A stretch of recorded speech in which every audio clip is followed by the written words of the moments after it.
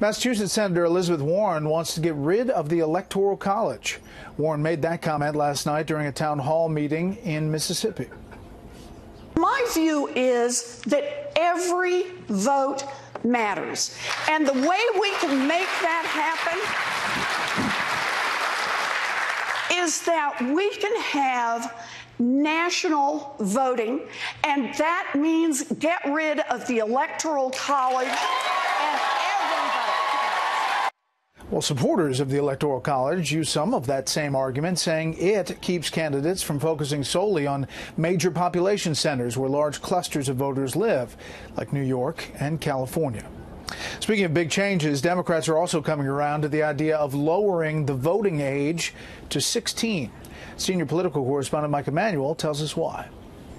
There's a push on the left to allow younger kids to vote in the next presidential election. House Democrats tried to shift the voting age in federal elections from 18 to 16.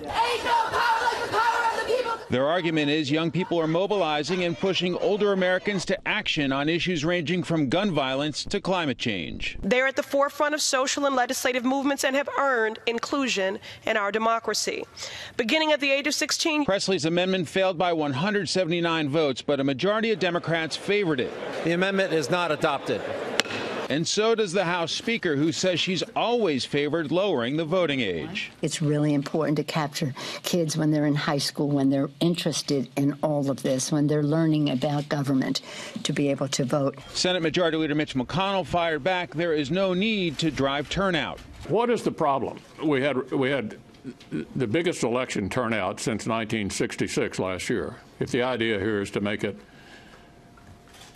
more likely we have a higher turnout, it seems to me that's happening. And other Republicans counter Democrats are pushing it because they're convinced it would benefit them. They think more of those individuals are going to vote Democrats. They think it helps them, just like they think allowing non-citizens would help them. It's all designed to benefit Democrats and help them on Election Day. But a Fox News contributor and former DNC chair says it does not hurt to try. 16-year-olds, 17-year-olds are ready. They're engaged. They want to get involved. They want to have their voices heard. I think it's a great idea.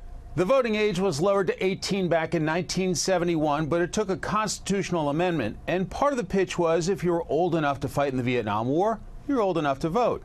At this point, there does not appear to be that kind of energy to lower it to 16.